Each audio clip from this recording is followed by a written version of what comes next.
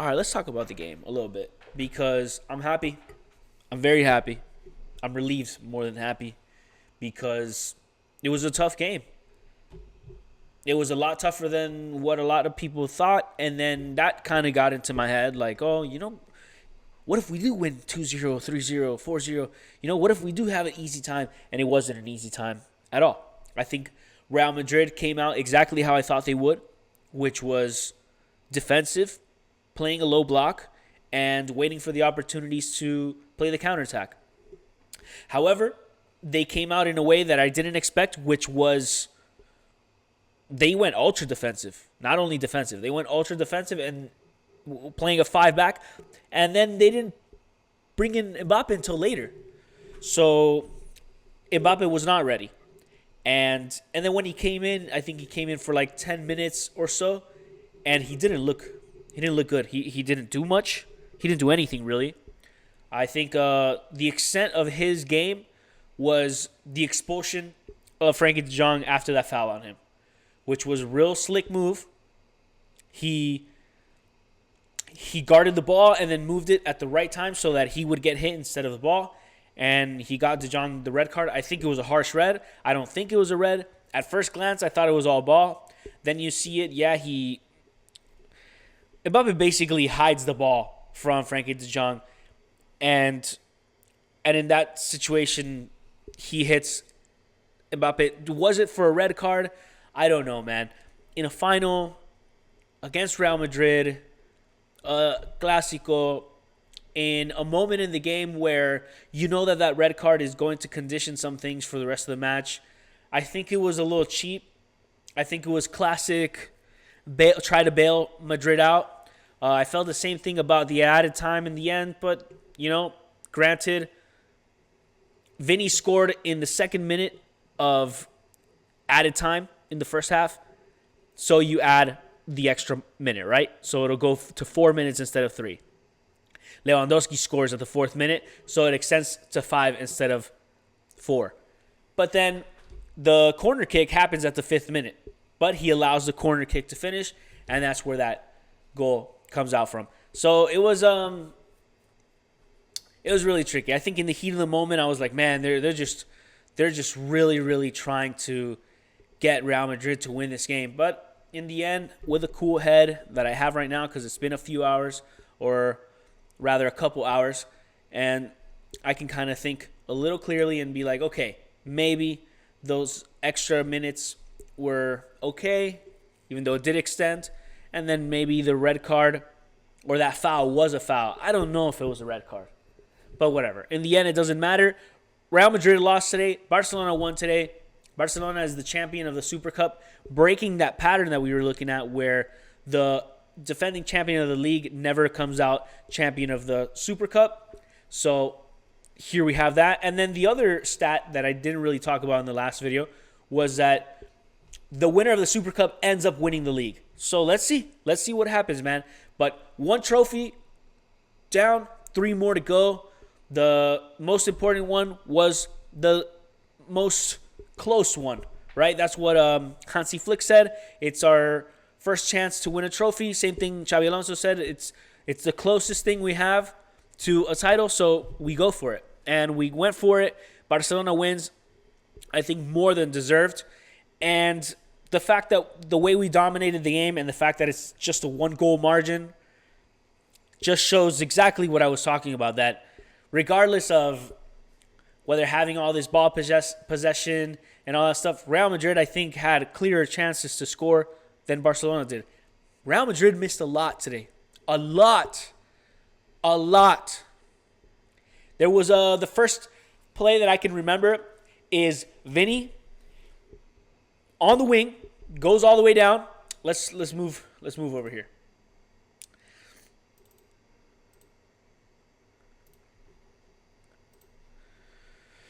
There was this moment right here where Vinny, oh, super bright. Okay. There's this moment where Vinny beats Jules, receives the ball, beats Jules, and is off. And you know who's next to him? I think Cuba is trying to cut the play, or maybe Eric. He's trying to cut the play. Gonzalo's right here. And Vinny shoots, and it's such a soft, really bad shot. Characteristic of a lot of shots that Real Madrid had today that they could have made into way bigger chances than what they ended up. I think Rodrigo had another really soft shot. Gonzalo had a soft shot. At the end, it was Carreras and Asensio with the header. A lot of moments in the game where they could have scored and they didn't. And Barcelona got lucky because those were a lot of opportunities, a lot of chances that Real Madrid had, and they didn't put them away. And then we ask, did Barcelona win it? Did Real Madrid lose it? That's a conversation that we could probably have. But in this moment right here of the game, Vinny had the pass here to Gonzalo. But as we saw in the last game, not in the last game, in the game versus Betis, Vinny is a little bit jealous of Gonzalo. He was criticizing the young player, saying he wasn't passing the ball, and Gonzalo ends up having a hat trick. So right here, whereas he shoots straight into to Joan Garcia's hands, he could have easily passed it to Gonzalo, and I think it would have been a 1-2 goal. Very easy, a 2v1 versus Joan Garcia. So that was just one of many chances that Real Madrid had. And it's crazy that with the ball possession that we had, especially in the first half, with the chances created that we had in the first half, that they would actually equal our chances, that we would go into the halftime 2-2. And I told myself, I'm like, dude, with the way we played in the first half, we literally dominated. I want to see something, man. Let's look at the possession stats in the first half. 76-24, and this is ridiculous because I think it was closer to 80-20. And sure enough, total shots 5-9. Okay, we had more shots. Shots on target, the same. We had the same exact shots on target as Real Madrid in the first half with 75% possession. With 50% possession more than Real Madrid, and we had the same exact number of shots on target. And not only that, look at this. Big chances, they doubled our big chances with no possession at all. And this is 76-24. I'm telling you, it was 80-20. I'm positive. This is something maybe in the time they took to take corner kicks or whatever it is, bro, because it was ridiculous how much possession we had. And look at this, 4 chances to 2. 5-5 shots on target. Big chances missed. Also, they missed. Like I said, look at the pass accuracy. Not only the pass accuracy, look at the passes made. 372 passes. Real Madrid didn't break 100. And we're talking about Barcelona almost going to 400 passes. That's ridiculous. That we would go into halftime like this, 2-2. And that's what I'm talking about. Real Madrid, with just a little bit of time on the ball, can make the difference. They have those players. And that's what Xavi did. Now, Xavi did something a little different than what they're saying right here. The 4-4-2, he didn't play a 4-4-2. It was a 5-3-2. Let's go back to this. The 5-3-2. This is how Real Madrid lined up. Gonzalo and Vinny. As I said, Vinny was going to be here. Now, I didn't expect Rodrigo to be on this side also. This was kind of smart by Xavi, what he did. He put Jude in the middle, Rodrigo in the middle. Rodrigo wasn't playing here. He was more centralized. It was a 5-3-2, like this. Fede was blocking Balde's run. Alvaro was on Lamine because that's how Barcelona plays. Barcelona puts Balde up as almost like a winger, and they tuck in Rafinha as a second striker almost. And then they play like this. Kind of like a 3-3-4 is how Barcelona plays. So sure enough, Xabi Alonso lines them up in a line of 5. Tchouaméni as a sweeper almost to basically give these guys less work with their respective marks. The extra hand. Camavinga was kind of like the holding mid. And Rodrigo, like I said, he was tucked in almost as an 8. Not even a 10, as an 8. Jude kind of the same thing, as an 8, almost more kind of like a 10. And Vinny winger slash striker, and Gonzalo kind of like a target forward right here. And that's how Xabi Alonso lined them up. So very good by Xabi. He did the right thing, and through that, Vinny, I think for Real Madrid, Vinny is the man of the match. And the fact that Xabi Alonso subs him out is crazy. It's ridiculous. But there was a reason why they did it. And I think we'll be able to explain right here. Basically, this is what was happening at goal kicks. At the goal kicks, Joan Garcia would get the ball. The ball would come to one of the defenders. It was Eric and Cuba on this side. So what would happen is the ball would get to Condé. Vinny would press Condé. When Vinny would press Condé would pass the ball to Cuba, or sometimes it was De Jong who would track back to be like that extra guy, kind of like this, one of these things. And Vinny would go, pressure Condé. Condé would lay off the ball, and then Vinny would stop pressuring. And this was happening towards the end of the second half, where Vinny would stop pressuring, and this is how Barcelona was getting out every single time. I think there was 3 or 4 plays in a row, goal kicks in a row, where it was the same play. Get the ball to Condé, Vinny pressures, Condé lays it off, moves, and Vinny doesn't follow. He stays here. And like that. And that's how Barcelona was getting out. That was the reason why Xabi Alonso subs out Vinny. Now, what I don't understand, this is what I don't understand. Vinny wants to win the Ballon d'Or. Vinny wants to be an important player. Vinny wants to be a captain, a leader. And you want to win the game. Why do you take out Vinny? Because he's not pressuring. Instead of telling him, Vinny, go pressure. Don't drop the mark. Follow Condé because that's your guy. Instead of going to the ball, go with the player. If the player moves here, you follow him. If he moves after the pass, you follow him. It's just that simple. It's an instruction rather than a punishment, because you take out Vinny and that's it. Real Madrid lost all their firepower because you put in Mbappé, but Mbappé, he was noticeably not ready for that moment. He was still injured. He wasn't, but not only injured, he was just not in the rhythm to be playing this game. And you saw it. He didn't touch the ball. He touched the ball. The one play that he touched the ball was over here where Frankie fouls him and gets a red card. That's it, where he swipes the ball from Lamine. Awesome 1v1, honestly. You know, for the lore. Lamine Yamal versus Mbappe one-on-one, and Mbappe strips him. That was awesome. And then he goes through right here. Frankie fouls him and gets the red card. But that was the extent of what Mbappe did. So that was a reason why Xabi takes out Vinny. But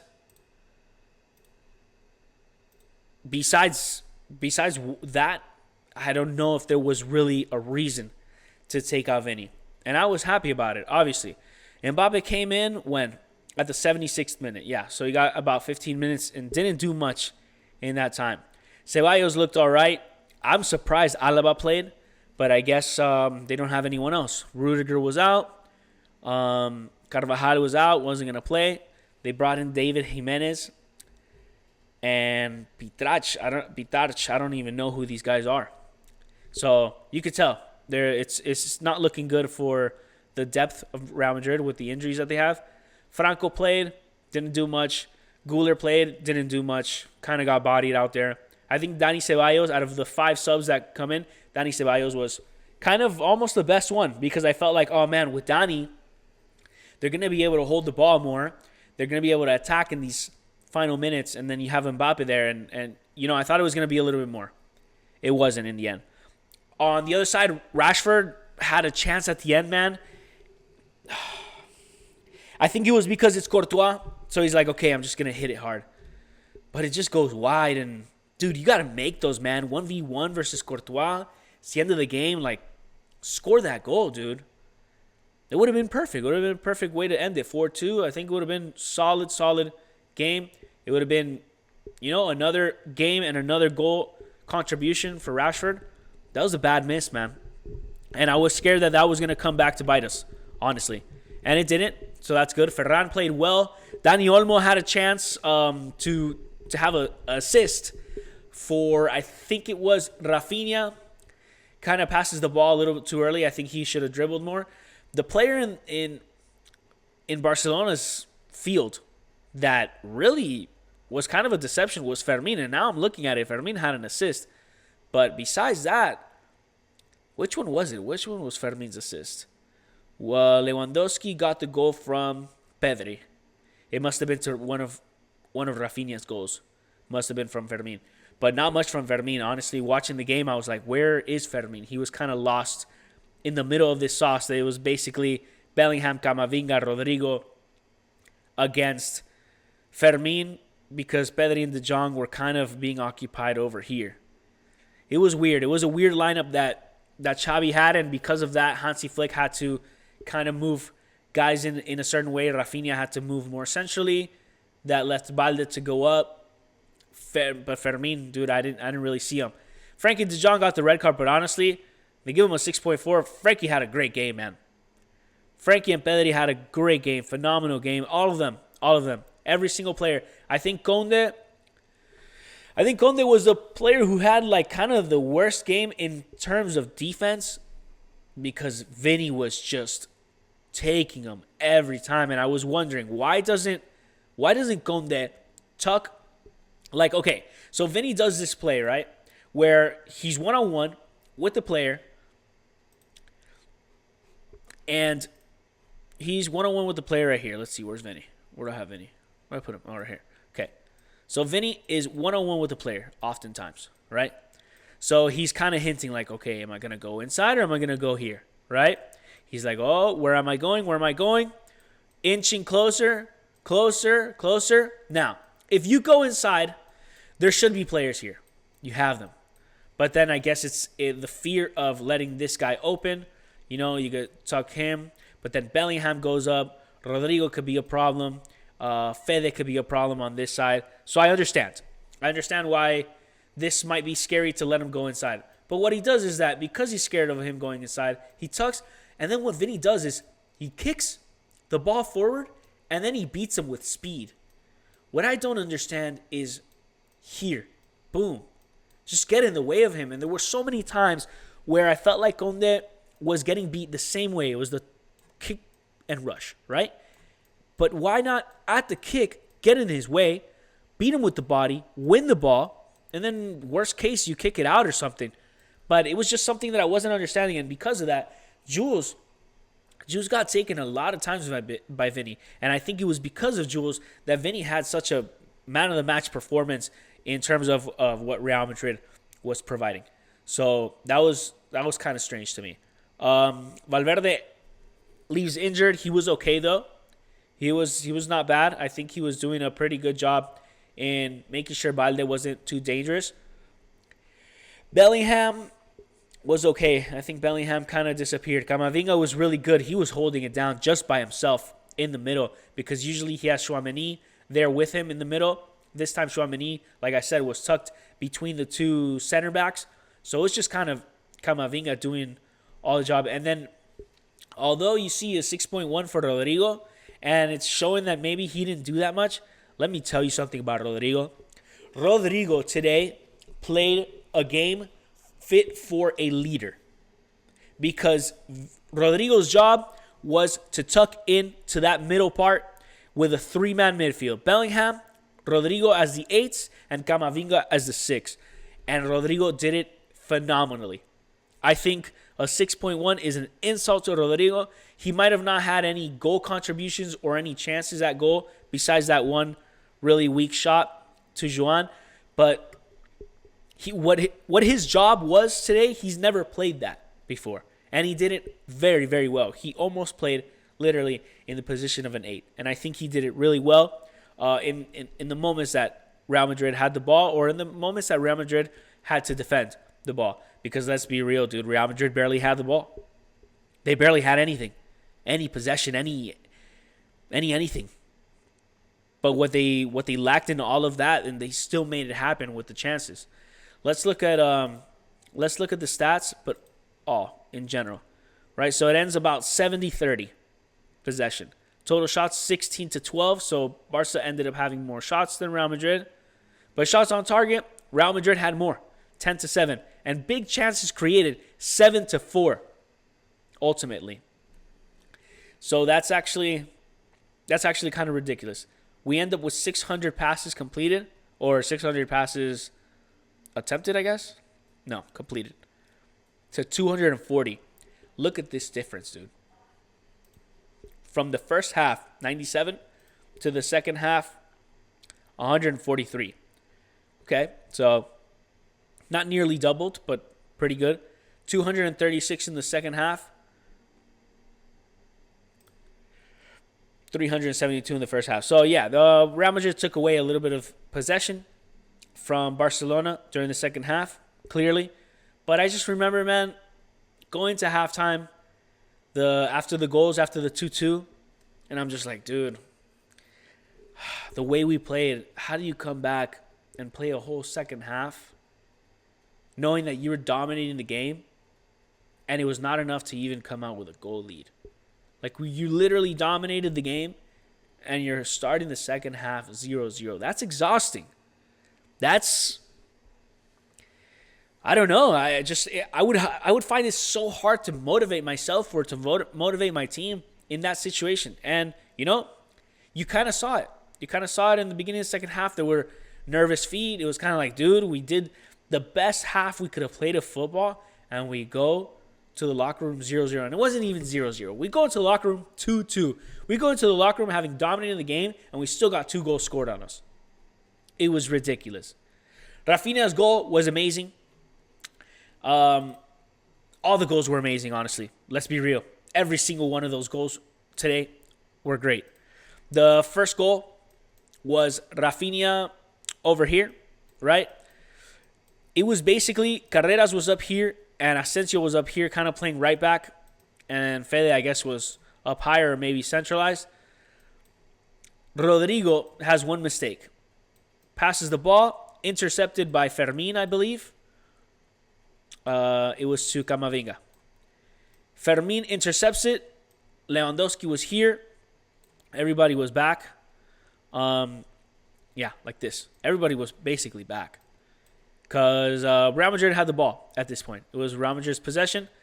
Rodrigo turns around, tries to give it to Camavinga, intercepted by Fermin. Fermin lays it off to Lewandowski at that moment. And Lewandowski's turned around. He's facing this way. He almost kind of backheels it.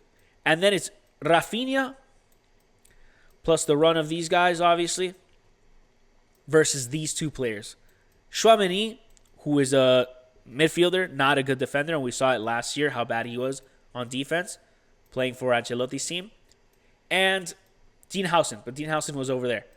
So basically it's a 1v1, Tchouaméni. Rafinha makes the move, Tchouaméni extends the leg, gets megged, and Rafinha finishes. Golazo. That was the first one. After that, and it's so ridiculous, man. At what time was it? It was at the 45th minute. Yeah, basically we had 3 minutes added in the game. And it was one of these where it's Vinny versus Condé, kick and rush, right? Condé comes back, gets beaten. Cuba gets beaten. Eric Garcia gets beaten. And then ultimately, Joan Garcia gets beaten here. And golazo, vintage Vinny. And it's what I told you guys yesterday in the other video. It just takes one game, one moment for Vinny Prime to come back. He still has it in him. And today we saw it. Today we saw Vinny Prime. And it's a miracle that Xabi Alonso pulls him out of the game. I don't understand why he would do it. Even after everything that I explained, I don't understand why he would do it. Sure enough, before the half ends, Pedri has the ball, sees Lewandowski. I think it was between these two guys again, or it could have been in between these two guys or these two guys. Just in between two defenders, Lewandowski's running. Pedri puts the ball in, and Lewandowski chips Courtois. Amazing finish. Almost hits the post. It might have hit the post, honestly, but almost hits the post and out. But it hits the post and goes in. Awesome goal. And at that moment, I'm like, okay, no harm done. We got scored on, but we're still going into the second half. 1 goal up, and sure enough, there's another attack because they added more time. For every goal that was scored, they added a minute. So if there was 3, The goal scored, now 4. The goal scored, now 5. And then by the 5th minute, there's a corner kick. Rodrigo takes it, I believe. And it goes here. Hausen headers it. Hits Rafinha, actually. Where's Rafinha? It hits Rafinha. Bounces against the post. Bounces back. And then I think Cubarsí was holding on to Gonzalo as he's falling down. And Gonzalo, as he's falling down, kicks it. And it goes in for the 2-2. And the game ends. The first half of the game ends like that. 2-2. And it's just ridiculous. We're going into the locker room having played a phenomenal game and we're tied. So sure enough, in the second half, starts off nervous. It starts off choppy. I remember it was the 60th or 64th minute. And we had barely played anything. It felt like, dude, where did the time go? And it was just so choppy. It was foul, free kick, foul, free kick, foul, free kick. A few passes, foul, free kick. And it was the game that Real Madrid wanted to play. They wanted to take it to the end of the game, really close, so they can make one more crazy play, maybe put in a Kylian Mbappe, and finish the game. But like I said, the mistake was you put in Mbappe, that's fine, but you took out Vinny. We got lucky, man, and I don't know what Xavi's thinking, dude. Honestly, I defend the guy sometimes, but what were you thinking, Xavi? You don't take out your best. That's not Real Madrid DNA. Yes, he didn't pressure. But you're not Pep Guardiola, bro. And this is not Guardiola ball. This is Real Madrid ball. And Real Madrid ball, you keep your superstars because at any given moment, they will make the difference. Regardless of if they're pressuring or not. Like, dude, what does it hurt to tell Vinny to pressure instead of taking him out? It doesn't make sense. You could have taken out Rodrigo, put in Mbappe. I don't know. There was no extra time, so it would have just gone straight to penalties. I don't know. I don't get it. Sure enough, the goal comes. What was it? Rafinha. It was kind of a weird thing where someone shoots, I think they miss or whatever. Rafinha gets the ball here. It was like passing over here. It skips De Jong and Rafinha. It's technically over here. And Rafinha shoots it almost falling over. And it hits Asensio, bounces off Asensio, and goes in because Courtois was diving, but he was diving down, and it goes over Courtois. And that's that goal. So, guys, really good that Barcelona won. But honestly, for the performance they put up, the fact that it got this close to Real Madrid winning, the fact that De Jong got a red card was kind of ridiculous.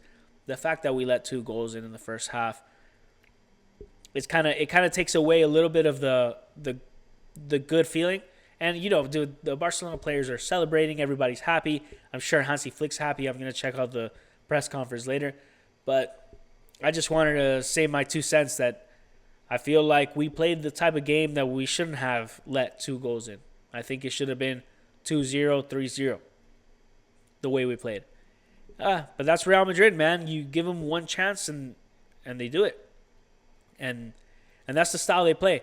Even if Xabi Alonso wanted to come here and play possession and high press and all that stuff, he ends up going back to what helps Real Madrid win all these years, which is low block, wait, counterattack with your superstars, long balls.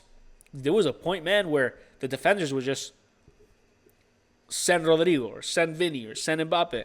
Mbappe didn't really connect with any, but you get what I'm saying. So, yeah, guys, that's pretty much the synopsis. I don't have really much else to say. I'll probably talk a little bit more about it later in the week. But I think we have games during the week. This week, I have to really check.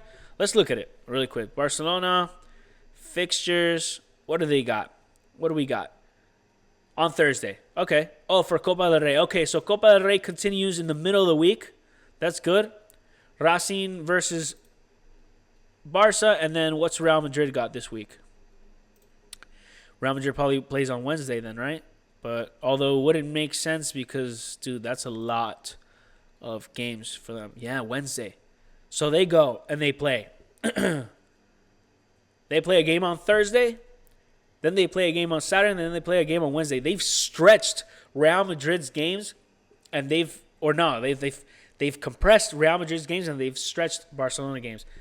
Now, that's tough. That's a tough schedule for Real Madrid.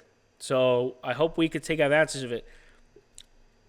with that being said, it's Copa del Rey, so even if they do lose, it doesn't really affect La Liga too much. But it's just another one of those complicated games where you got to win, because a tie can take you to extra time and tire you out. A tie can take you to penalties and get you eliminated in a dumb way. They're going to have to pull out that incentive in the middle of the week. So that's going to be tough. But guys, we'll talk a little bit more about all that stuff later on. Thank you for watching. Get in the comments. Give me a strong like, and I'll see you on the next one. Peace.